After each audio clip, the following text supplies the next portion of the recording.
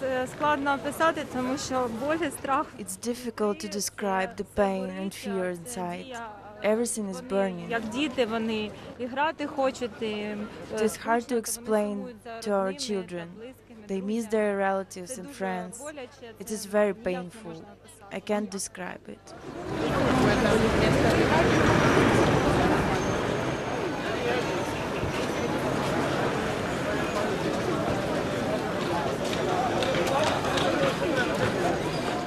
There's still an ongoing war in 2022, man. Who does that? I think we're civilized than this, you know. Everybody's life matters. You just have to try and stay strong, stay alive.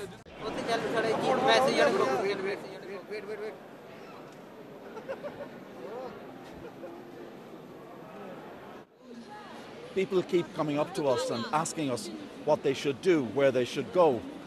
But there's no advice really to give them because it's evening now and there's no train for the rest of the night. That much we know.